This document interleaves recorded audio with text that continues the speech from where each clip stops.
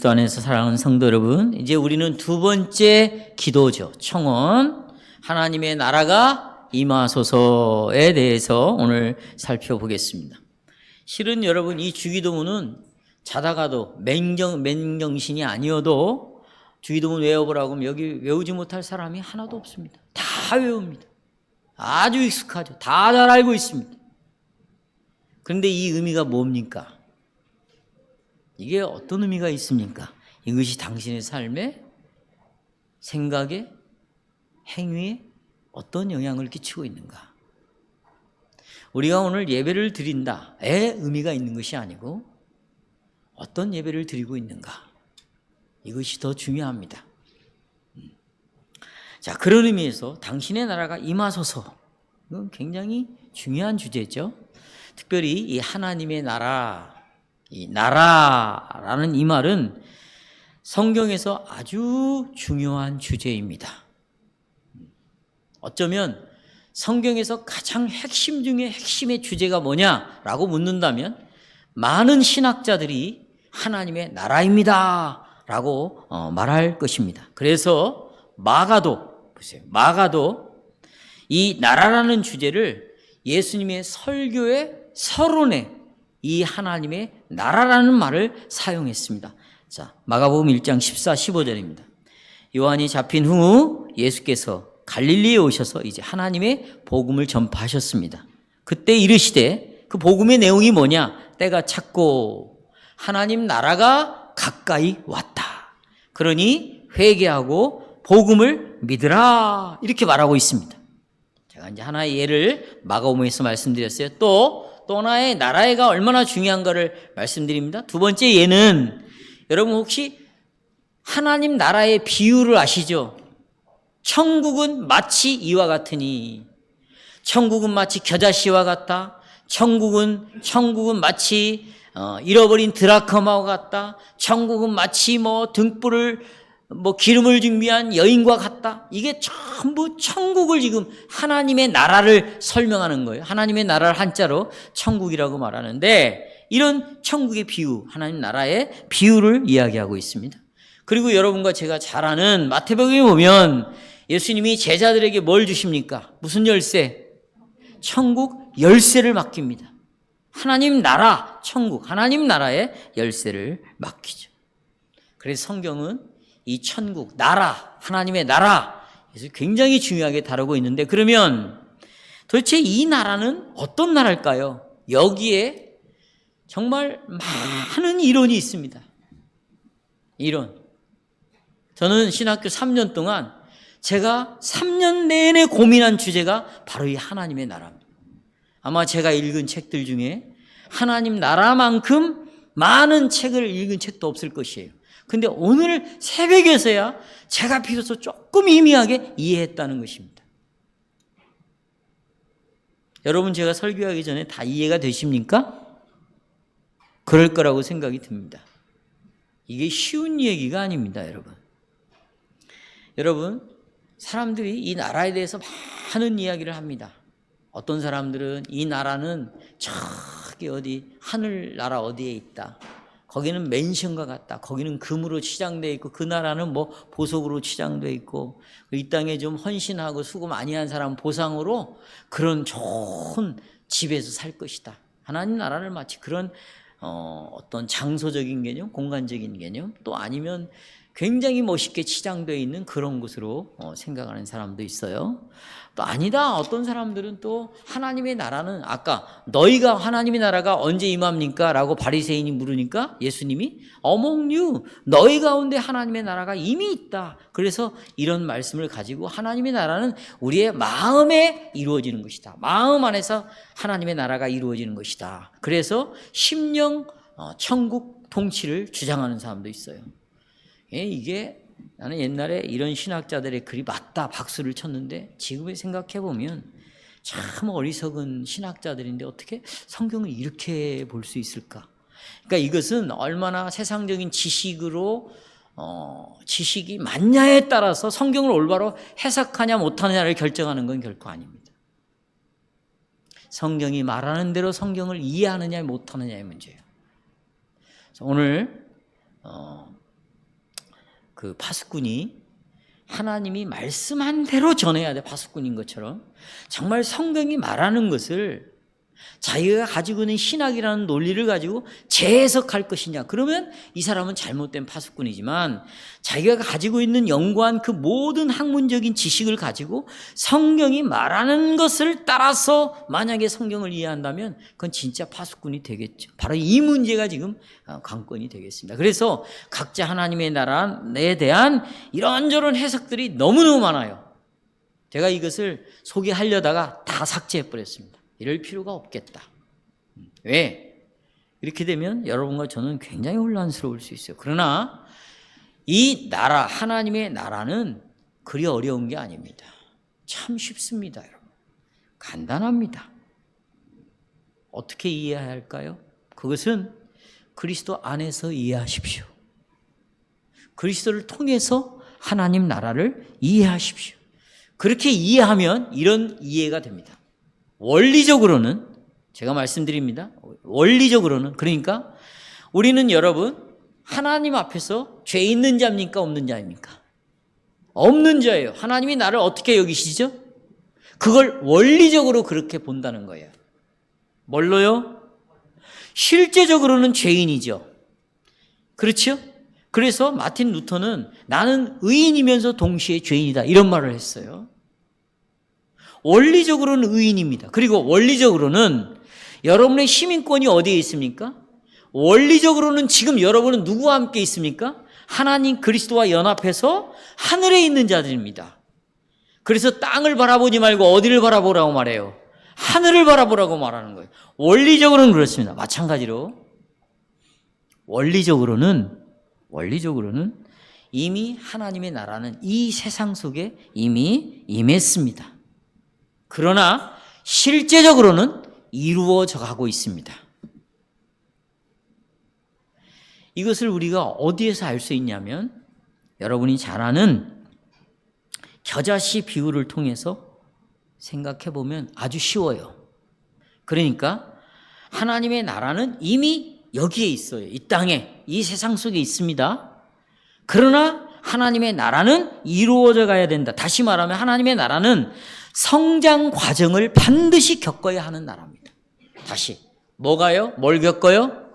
성장 과정을. 자, 여러분이 겨자씨 비유는 천국 비유입니다. 하나님의 나라가 어떤 나라인가를 설명해 주는 비유인데 거기 보면 하나님 나라는 겨자씨와 같다는 것이죠. 씨앗이에요. 여러분, 제가 겨자씨를 가지고 있는데 지금 어디로 간지 없어요. 겨자씨는 정말로 작습니다. 눈에 보일까 말까예요. 그래서 제가 스카치 테이프로 딱 붙여놨어요. 투명 스카치 테이프로. 근데 그게 책상 밑에 있었는데 밑에다가 붙여놨는데 그거 없어져 버렸어요. 근데 이 겨자씨는 이게 아주 조그만 씨지만 시간이 되면 어마어마한 겨자나무가 됩니다. 큰 나무. 이게 하나님 나라라는 거예요. 그러니까 하나님의 나라는 아주 작은 씨앗에서 큰 나무로 성장하는 과정이 있는 나라가 바로 하나님의 나라다, 이것이죠. 따라서 나라는 씨앗에 머물러 있는 게 아니죠. 씨앗의 목적은 어디에 있습니까? 나무가 되는 것이죠. 그래서 하나님의 나라는 완성과 성장, 완전을 향한 계속해서 움직이는, 이거 중요한 단어예요. 여러분, 씨앗이 나무가 되는데 가만히 있는 게 아니에요. 끊임없이 움직이는 거예요. 영양분을 빨아들이죠. 햇빛을 받아야죠. 그리고 흔들릴 때마다 싸워 이기는 거예요. 나무가 몸살을 내는 거예요. 그러면서 큰 씨앗이 나무가 되는 것처럼 하나님의 나라는 이렇게 완전을 향하여 가는데 굉장히 역동적으로 움직이는 그런 나라인 것이에요. 이것이 바로 오늘 제48주일에서 말하고 싶은 내용입니다. 여러분, 제48주일에는 이 하나님의 나라가 특정한 목적을 향해서 성장하고 있음을 말하고 있습니다. 목적을 향해 가고 있어요. 그러면 이 목적이 완성이 되고 목적이 완전히 이루어지면 어떻게 될까요? 이 나라는 아주 충만한 나라, 완전한 나라가 되는 것이죠. 이 완전한 나라가 되었다는 것은 다른 말로 말하면 예수님이 이제 완전한 승리를 했다는 표시예요. 나라가 완전히 되었다는 건 누가 승리했다고요? 그래서 이 하나님 나라가 완전하게 이르게 되는 것은 그리스도의 완전한 승리를 노래하는 것입니다. 저는 오늘 다음과 같은 주제로 48줄의 설교를 요약하겠습니다. 첫째, 이 나라는 왕이 있고요, 백성들이 있어요. 그래서 첫 번째 대지가 뭡니까? 그래서 왕의 백성들입니다. 우리는 이미 첫 번째 청혼을 다룰 때 예를 들자면 첫 번째 청혼에서 그랬죠? 하나님의 이름이 거룩하게 되소서. 하나님의 이름이 거룩하게 되소서. 이 청혼은 먼저 나 아닌 다른 사람들을 위한 기도가 아닙니다. 여기에 보시면 지난주 문답에 보시면 하나님의 이름이 거룩하게 되기 위해서는 이렇게 나와 있어요. 우리가 먼저 그랬어요. 이 청혼의 첫 번째 청혼은 우리가 먼저예요. 우리를 향하고 있는 거죠. 먼저 하나님을 올바르게 알아야 된다. 그래야 보십시오. 그 다음에 또 나옵니다. 그래야 우리가 모든 삶 전체를 통해서 다시 말하면 또 이렇게 설명하고 있어요. 내 생각, 내 말, 그 다음에 내 행동에서 그리스도의 영광과 찬송을 드러낼 수가 있다. 두 번째 청혼도 마찬가지예요. 두 번째 청혼도 나라가 임하시옵소서. 이 말은 내가 아닌 다른 사람을 향하여 기도하는 것이 아니라 바로 우리의 자신, 이 교회 몇 명이 모였느냐, 얼마나 잘 모이느냐, 이게 아니고 모인 여러분들 안에 있는 여러분의 신앙의 내면을 향하여 두 번째 청혼이 말하고 있는 것이에요. 따라서 오늘 두 번째 청혼도 첫 번째 청혼과 마찬가지입니다. 그래서 123문 답을 보시면 우리가 주님께 더욱 순종할 수 있도록 보세요. 우리가 더욱더 순종할 수 있도록 말씀과 성령 우리를 다스려 주시옵소서. 이게 하나님 나라라는 것입니다. 그러니까 먼저 누구를 다스려 주래요? 우리를 다스려 주세요. 다른 사람을 변화시키라고, 저 사람이 좀 어떻게 됐으면 좋겠다고 그 기도보다 우리를 먼저 다스려 달라는 것입니다. 교리문답은 조금 전에 제가 말씀드린 대로 하나님의 나라는 아주 천천히 진행되는 것으로 말하고 있습니다. 그래서 보십시오. 이 나라가 겨자씨의 시작이 돼가지고 나중에는 아주 큰 나무가 됩니다.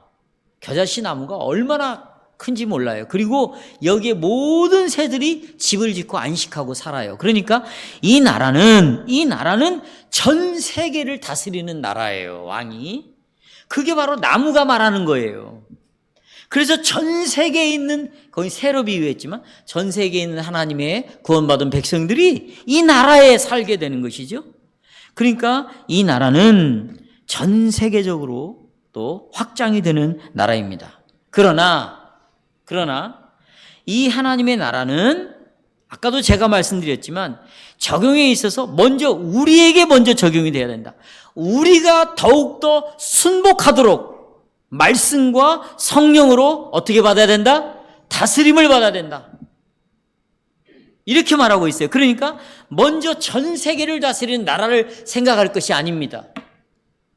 먼저 내가 다니는 직장을 생각할 일이 아니에요. 여러분이 몸담고 있는 무슨 단체를 생각할 일이 아니고 내가 걷고 있는 거리, 내가 살고 있는 집, 내 식구들, 무엇보다도 누구의 영혼, 내 영혼을 먼저 생각해야 된다.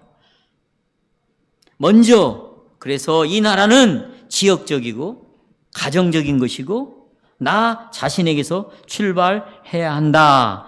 그래서 독일어 본문에 보면 독일어를 이렇게 번역해 놓은 것이 있어요. 그래서 제가 그걸 참고해 보니까 이렇게 되어 있어요. 우리가 우리 자신을 이렇게 말했어요. 또 강조합니다. 우리가 그랬어요. 그 다음에 뭐라고? 이게 강조로 되어 있어요. 그리고 주님께 더욱 복종시키게 하소서 우리를 강조하고 있습니다. 자, 성도 여러분, 우리가 보통 그의 나라와 의를 구하라, 또 하나님의 나라의 일을 하자, 이건 하나님의 나라의 일이다, 이런 말들을 많이 들었을 것이에요. 저도 성도들을 설득시키고 그들의 동의를 얻기 위해서 이 하나님의 나라의 일이다, 이걸 굉장히 습관처럼 많이 사용했던 것 같아요. 그러면 사람들은 이 하나님의 일을 어떻게 생각하는가? 아까도 말씀드렸지만 굉장히 넓은 의미에서 하나님의 나라의 일을 생각합니다. 예를 들자면 하나님의 나라의 일, 그러면 어떤 사회성, 어떤 국가적인 것, 어떤 큰 넓은 의미에서의 이런 하나님의 일을 생각합니다. 그래서 어떤 사람들은 나는 하나님의 나라를 위하여서 정치에 내가 참여해야 되겠다, 이렇게 말하는 사람도 있고, 나는 하나님의 나라를 위해서 내가 좋은 기업을 만들어 가지고 돈을 벌어서 하나님 나라를 위하여 돈을 쓰겠다, 이렇게 기업, 큰 어떤 정치, 어떤 큰 세력, 이렇게 말들을 하고 있습니다. 그래서 저 아는 사람도 실은 여러분 이랜드의 사장 박성수 사장도 그런 생각을 가지고 이랜드를 경영한 거 아니에요. 지금 크리스찬 기업인들도 나는 이런 기업을 운영해서 내가 하나님의 일을 하겠다, 이렇게 생각을 합니다. 그런데요, No, 아닙니다. 우리 교리문답은 그렇게 허풍 떨지 말라는 거예요. 하나님 나라는 그런 나라가 아니다. 보십시오. 아까 하나님의 나라는 그 겨자씨라고 그랬어요. 예수님 뭐라고 말씀하십니까? 나는 한 알에 뭐가 되겠다는 거예요? 밀이 되어 땅에 떨어져 죽었어요. 그래서 많은 열매를 맺었어요. 그러니까 이 하나님의 나라라는 것은 무슨 세상을 깨끗하게 하고 이 세상을 그리스도로 복음화시키고, 이게 아니고 이 세상을 깨끗하게 하는 것이 아니라 먼저 당신 집부터 깨끗하라는 것이에요. 내가 사는 집. 저는 엊그저께 송동선 목사님을 만나서 굉장히 충격적인 이야기를 들었어요. 집사하셨던 분이 이번에 집사 장로회에서 정중하게 거절을 시켰다는 거예요. 그분은 신학교, 서울에 있는 유명한 신학대학원을 졸업했어요. 목사 안수까지 받았어요. 그런데 이런 참 교회를 이루기 위해서 모든 걸, 그 부인은 유명한 가수입니다. 모든 걸 다 포기하고 전주의 자유교육교로 내려왔어요. 그리고 무슨 일을 한 줄 아세요? 에어컨 수리하는 데를 따라다녔어요. 무슨 가전제품 뭐 하는 데를 했습니다. 근데 이분이 아이가 넷인가 그렇습니다. 딸만 넷인지 하여튼 내가 얼마 전에 지난번에 나서 한 4명 되는데요. 그런데 이분이 가정을 제대로 관리를 못하는 거예요. 그래서 고만 사역을 내려놓고 먼저 당신 내 자녀를 하나님의 뜻대로 하나님의 말씀과 성령으로 잘 다스리십시오, 그랬대요. 이분이 이게 주님의 뜻으로 파수꾼의 이야기를 아멘 기쁨으로 받았다는 거예요. 그래서 이 아내와 부부가 젊은 사람들입니다. 그때부터 이 아이들에게 시간을 내서, 지금 이 아이들은 홈스쿨링을 하고 있으니까, 또 개혁교회, 자유교육교에서 하는 학교를 다니고 있으니까 그때부터 이 아이들에게 언약교육을 시켰다는 거예요. 근데 이 내 아이가, 제가 월요일 공부할 때마다 이 아이들을 만나고 들어가거든요. 내가 그 엄마가 옆에서 가르쳐요. 안녕하세요 물어보고 가고 또 공부하러 올라오고. 그런데 너무 많이 바꿔졌어요. 너무 많이 변했다는 거예요. 이 아이들이. 송 목사님의 이야기예요. 이 아이들에게 시간을 냈어요. 이 아이들을 하나씩 가르쳤어요. 그리고 나가서 실제로 보여줬어요. 그리고 부부가 그렇게 살기를 추구하기 시작했어요. 여기에 하나님 나라가 돼야 교회가 바꿔질 수 있는 거예요. 그래서 먼저 당신 다 가정에부터 깨끗하게 하시오. 그랬다는 거죠. 이게 하나님의 나라입니다, 여러분. 제가 제 식구들은 엉망인데 여기서 목회를 잘해보겠다. 여러분, 그자는 목사를 내려놔야 됩니다. 하면 안 됩니다, 여러분. 제가 한다고 한다면 여러분은 말려야 됩니다. 왜요? 성경을 통해서 하나님 나라가, 내가 들어가고 싶은 그 나라가 어떤 나라인가를 이렇게 설명하고 있기 때문이에요. 그럼 우리는 하나님의 가르침대로 이 나라를 이해해야죠. 아멘으로 받으시겠어요?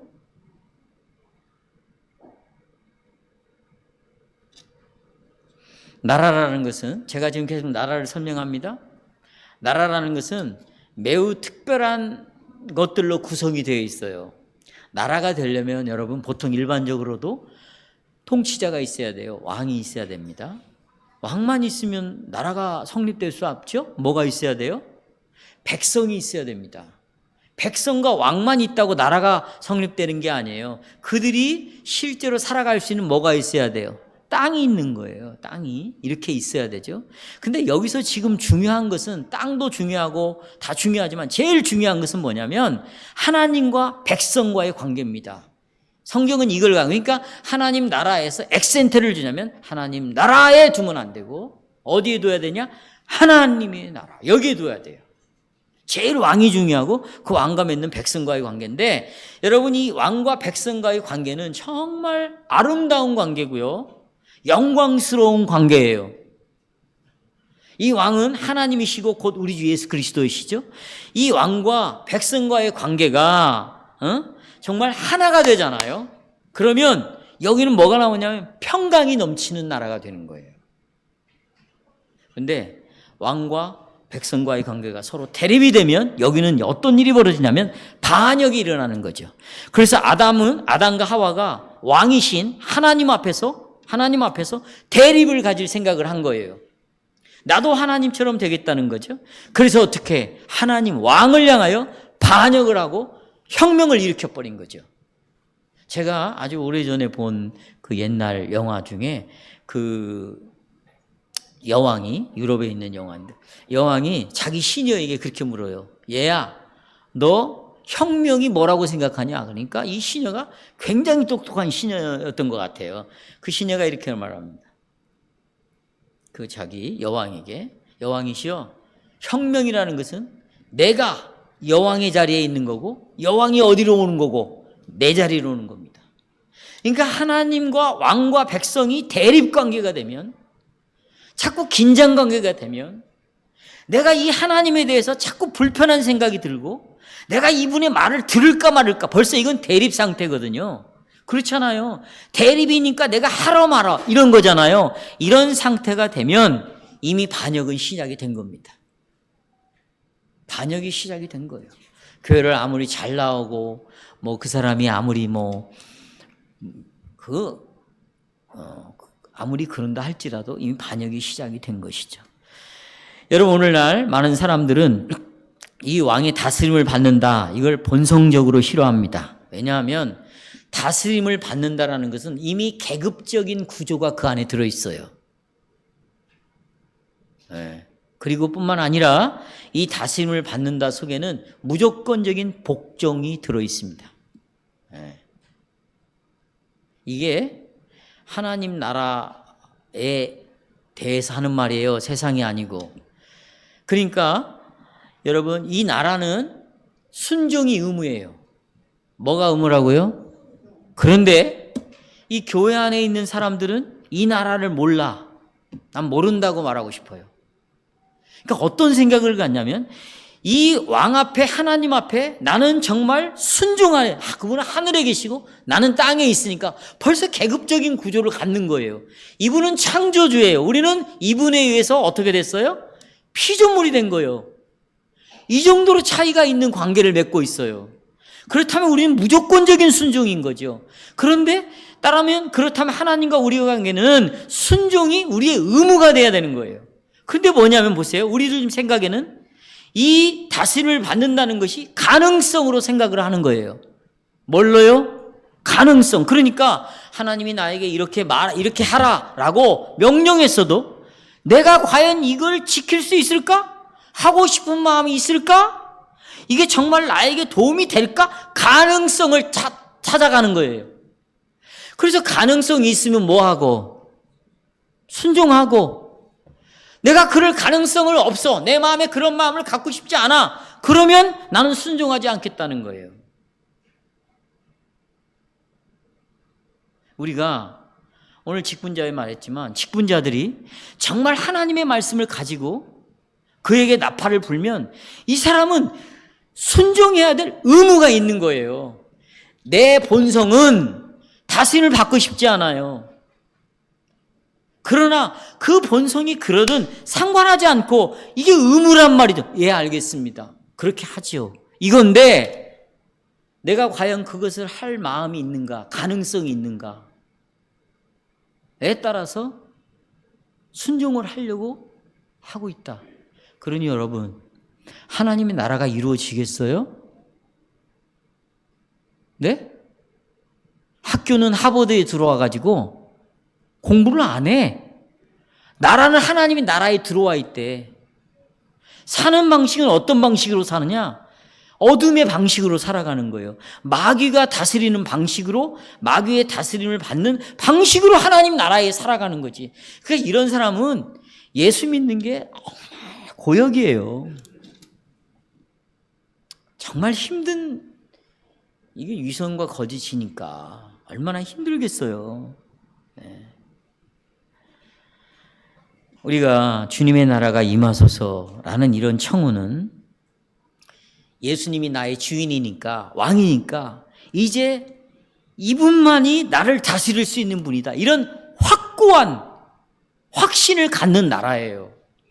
누구도 나를 다스릴 수 있는 사람이 없다. 내 자신도, 누구도, 내가 그렇게 사랑하는 내 자식들도 나를 움직일 수가 없다. 내가 그렇게 소중하게 여기는 돈도 나를 다스릴 수가 없다. 오직 그리스도의 주권, 왕 되심만이 나를 다스릴 수 있다라는 이런 확고함을 갖는 것이 바로 주님의 나라가 임하소서, 이런 뜻입니다.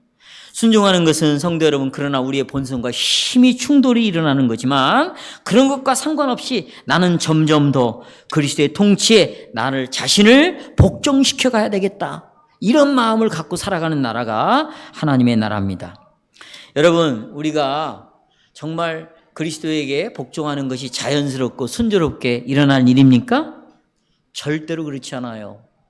이것은 우리의 본성의 기질과 아주 반대되는 것입니다. 할 수가 없어요. 복종할 수가, 예수님께. 그래서 여러분 보고 예수님이 기도하라는 거예요. 도움을 요청하라는 거예요.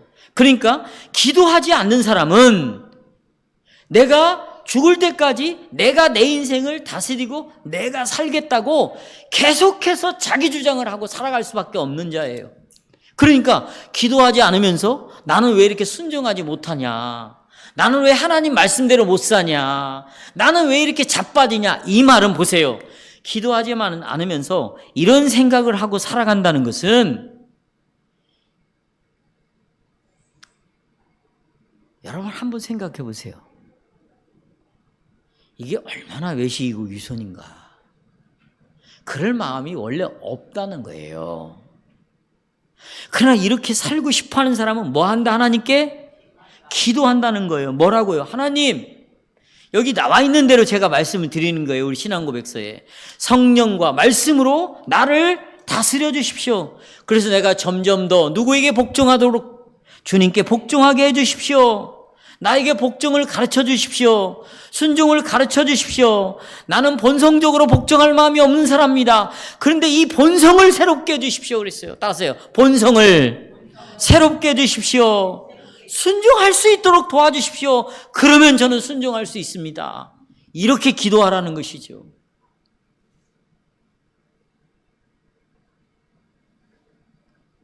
그리스도께서 주기도문에서 이렇게 기도하라고 가르친 것은 우리는 가만히 놔두면 자동적으로 하나님을 반역합니다. 하나님을 거역해요. 불순종합니다. 그래서 우리에게 필요한 것이 무엇인가?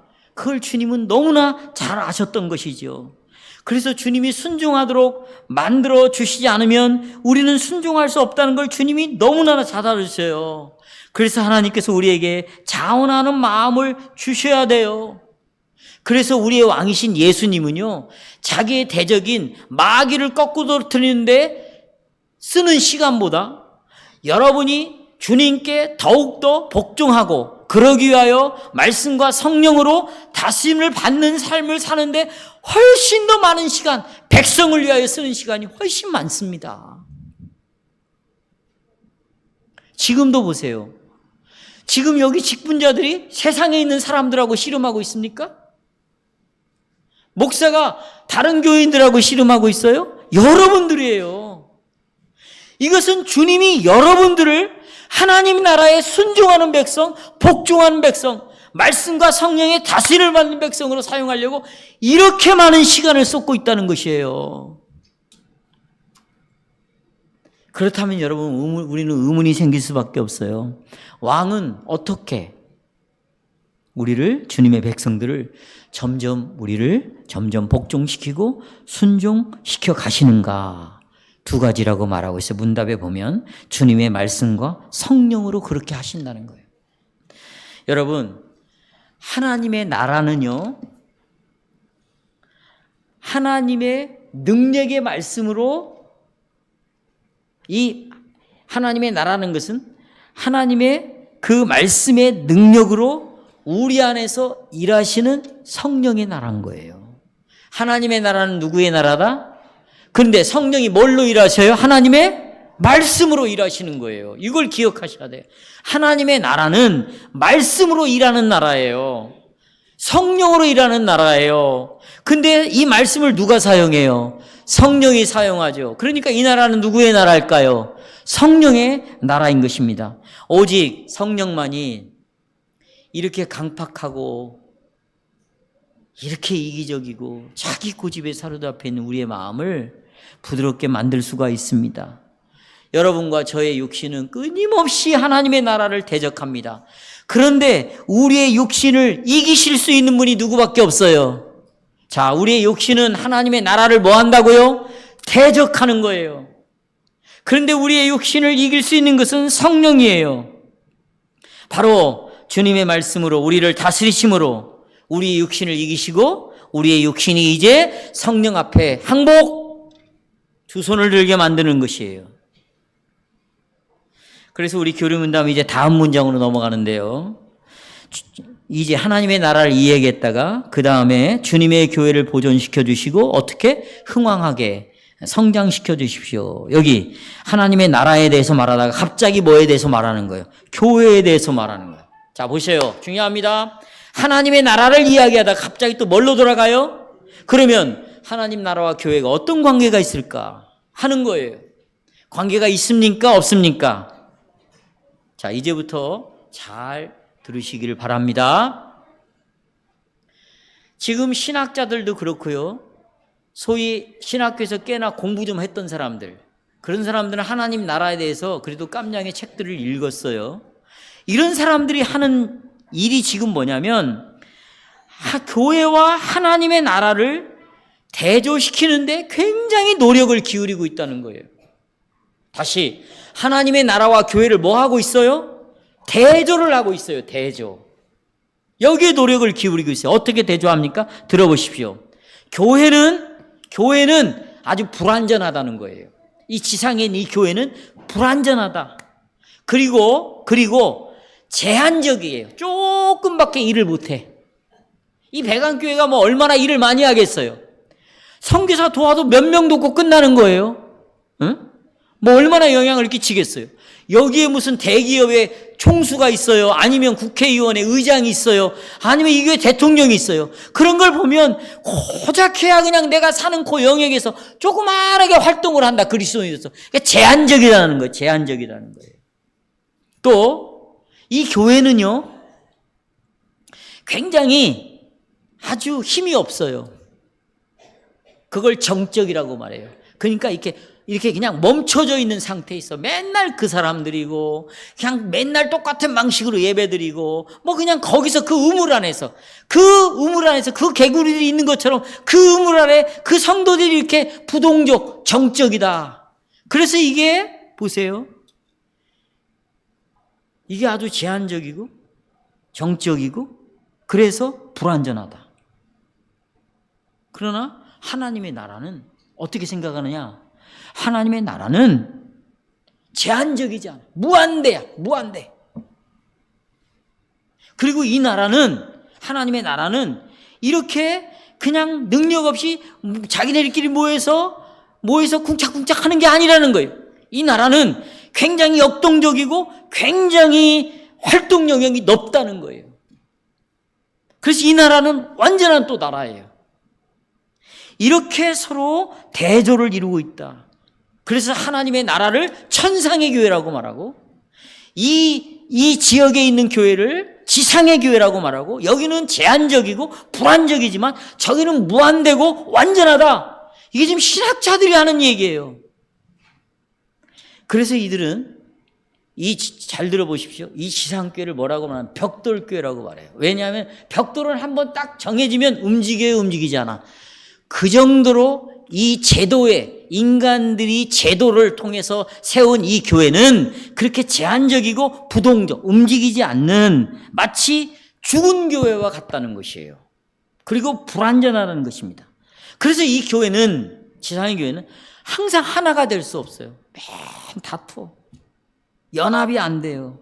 갈등이 늘 일어나요.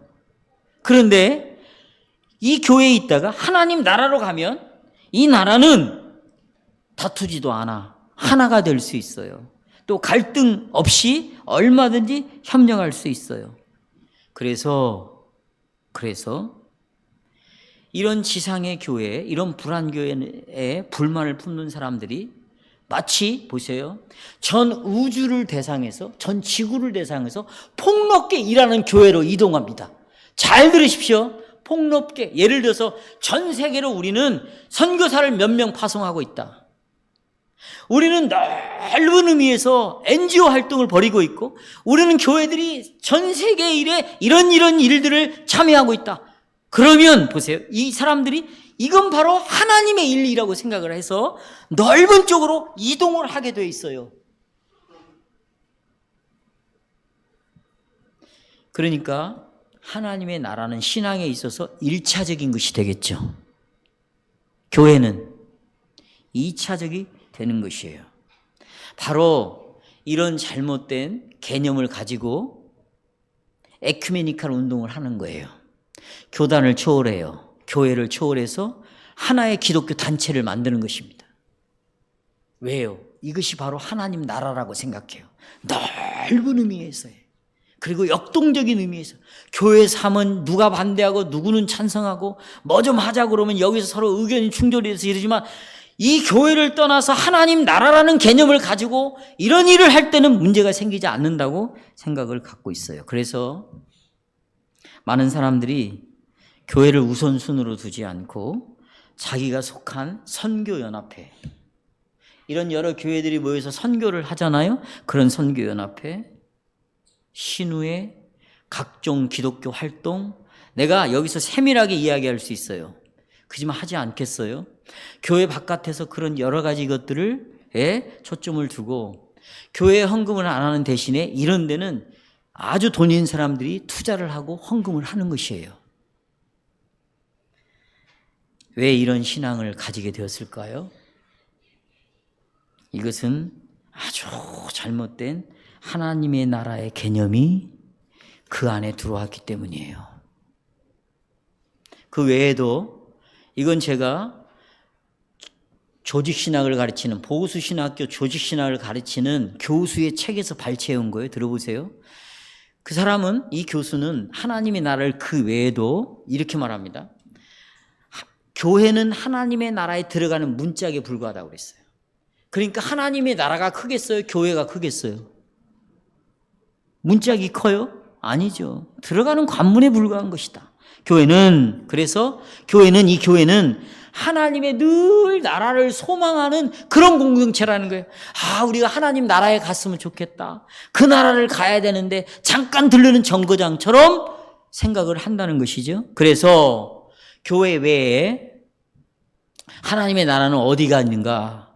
가정도 하나님의 나라, 내가 다니는 학교도 하나님의 나라, 직장도 하나님의 나라, 그리고 내가 하고 있는 수많은 교회 바깥에 다 하나님의 나라. 그러니 우리를 교회 안에 잡아두지 말아라. 교회 중심적으로 살게 하지 말아라. 우리가 모인 것은 나가기 위해서 있는 것이다. 우리가 이렇게 합친 것은 흩어지기 위하여 이런 표현이 지금 하나님의 나라를 잘못 이해하기 때문에 이런 생각이 생기는 거예요. 이런 식으로 써놨어요. 이렇게 보십시오. 이런 식으로 아예 교회와 하나님의 나라를 다르게 말해버리면 이런 식으로 나라와 교회를 분리시켜 놓으니까 성도들이 교회 없이도 뭐 없이도 하나님 나라 안에서 신앙생활을 잘 할 수 있다고 생각을 하는 거예요. 참된 교회에서의 신앙생활을 하지 않아도 내가 하나님 나라 안에서 얼마든지 말씀대로 살 수 있다는 것이에요. 그러나 교리문답은 하나님의 나라와 교회를 우리 교리문답은 서로 대조를 하지 않아요. 그리고 하나님의 나라와 교회를 오히려 조화를 이루고 있어요.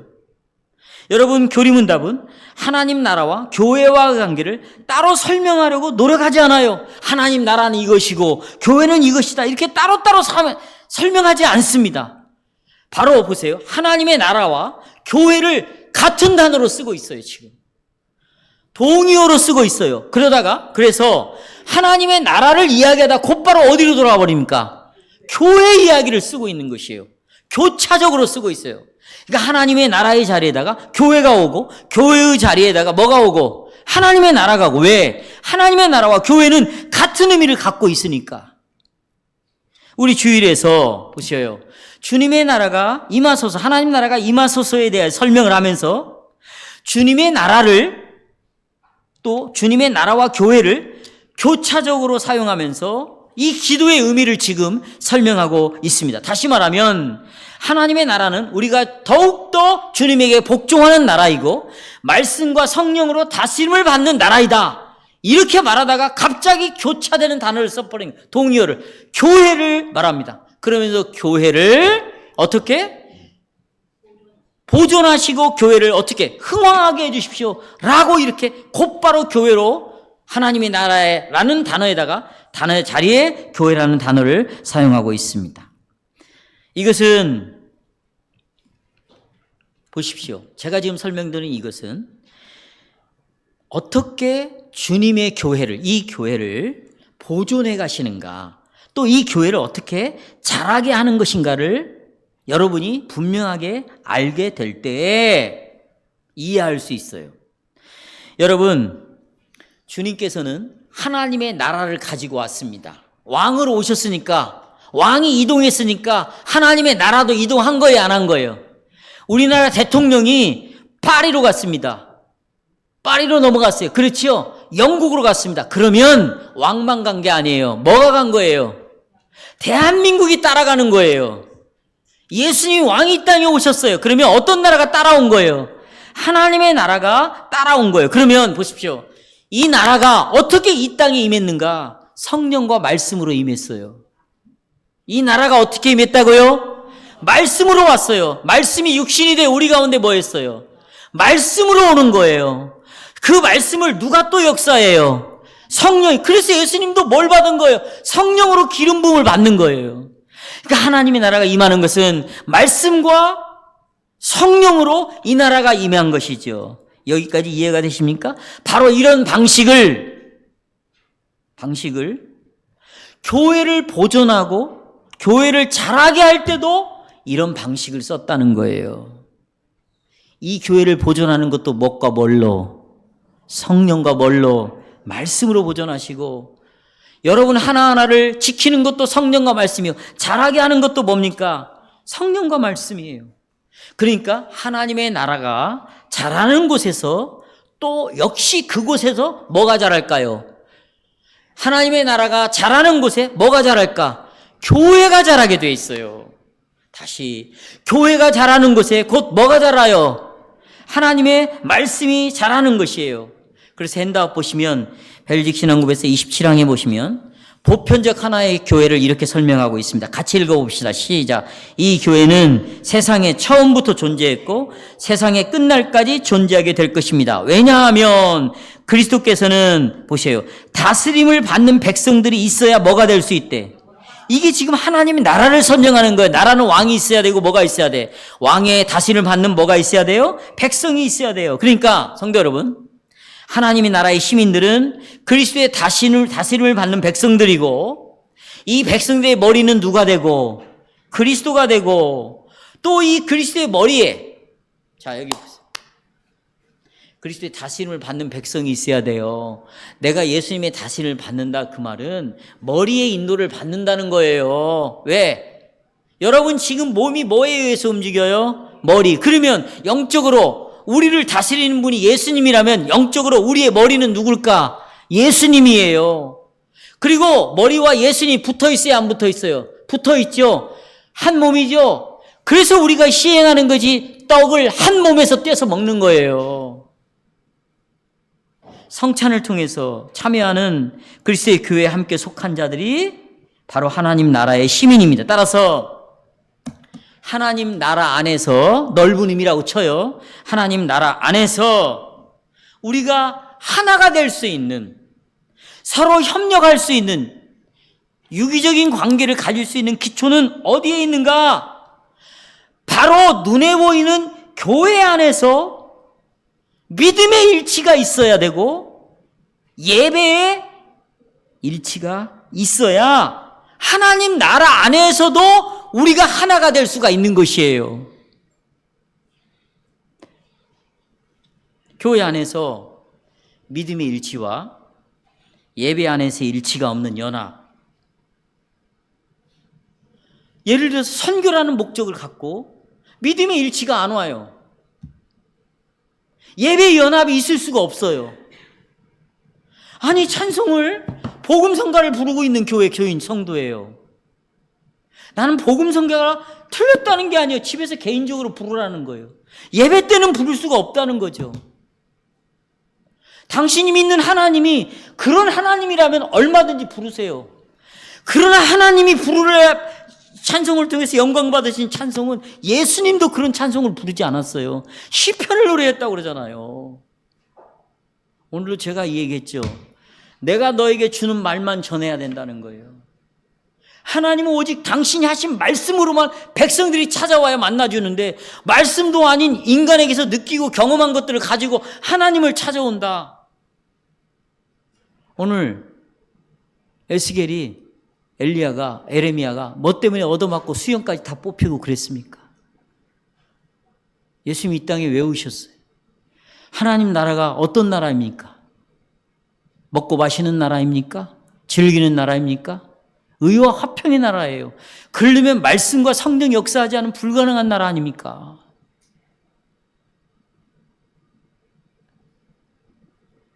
어떻게 믿음의 일치가 오지 않는데, 내가 이 예배 속에서 일치를 가져오는 예배를 함께 드릴 수 없는 사람인데 이 사람들과 연합을 한다? 공동 사역을 할 수 있다? 이런 사람이 나가서 신학을 공부한다? 성경을 공부한다? 어디 가서 무슨 성경을 가르치고 있다? 무슨 선교를 하고 있다? 주의 일을 한다? 여러분, 이것은 허구입니다. 이것은 정말 잘못된 짓입니다. 이것은 정말 그릇된 일입니다. 여러분이 성경을 읽어보십시오. 성경에 주의해 보십시오. 하나님은 결코 하나님의 나라를 그렇게 허용하지 않았습니다. 그렇게 허락하지 않았습니다. 사랑하는 여러분, 주님의 나라가 임하소서라는 말은 내가 점점점 나 자신을 하나님의 다스림에 복종시키게 하시옵소서, 주의 성령과 말씀으로 저를 더욱더 다스려 주십시오 라는 의미예요. 이런 의미를 가지고 여러분이 기도를 하기 위해서는, 보세요, 성령이 나를 다스려 주세요, 말씀으로 다스려 주세요, 하나님의 다스림 앞에 내가 복종받을 수 있게 해주세요 라는 의미로 여러분이 기도를 한다면, 성령께서 오신 곳이 어디입니까? 교회에 오셨어요. 말씀이 선포되는 것이 어디입니까? 교회죠. 정말로 하나님 나라가 그런다면 우리는 뭐가 필요할까요? 말씀이 선포되는 것이 필요한 거예요. 성령이 일하시는 것이 필요한 거예요. 그렇다면 뭐가 필요한 겁니까? 교회가 필요한 거예요. 뭐가 필요해요? 교회가 필요한 거예요. 교회가. 그래서 정말 하나님은 위대한 나라를 가지고 계신다. 이 위대한 하나님의 나라를 말하려면 구체적으로 주님의 말씀이 선포되는 교회를 말해야 되고, 성령이 일하시는 뭘 말해야 되고, 교회를 말해야 되는 것이에요. 근데 교회 없이 자기네들끼리 모여서 대단한 사역을 하고 일을 벌리고 있다. 여러분, 이게 얼마나 지금 심각한 일입니까? 교회 없이 내가 지금 어떤 일을 하고 있어요. 어떤 사역을 하고 있어요. 이것은 주님이 하시지 않는 것을 우리가 하고 있는 일을 하고 있다는 것입니다. 각각 개교회는 완전하고 보편적인, 여러분, 이 교회는요, 보편적인 하나님의 나라와 같은 것이에요. 교회는 뭐와 같다? 하나님의 나라와 같다는 것입니다. 그러니 성도 여러분, 여러분들이 정말 믿음의 일치와 함께 하나님 나라가 존재하는 것이고, 또 예배의 일치 안에서 우리가 연합이 이루어질 수 있는 것이고, 또 하나님의 나라와 교회는 서로 대조되는 것이 아니라 조화를 이루고 있고 서로가 협력하고 있고, 교회가 하나님의 나라요, 하나님의 나라가 곧 묘다, 교회다. 그러니 여러분에서 이 교회를 떠나서 활동하는 모든 활동을 하십시오. 하지만 이것은 교회를 드러내는 것입니다. 교회를 나타내는 것이에요. 다시 말하면 하나님의 말씀을 드러내는 것이고 성령이 일하시는 것을 나타내는 것이다. 이걸 기억하시고 여러분이 하나님 나라와 교회를 이해했으면 좋겠어요. 저는 다음 시간에 이제 이 나라의 왕과 원수들, 그 다음에 마지막으로 왕의 승리를 여러분에게 말씀드리도록 하겠습니다. 네.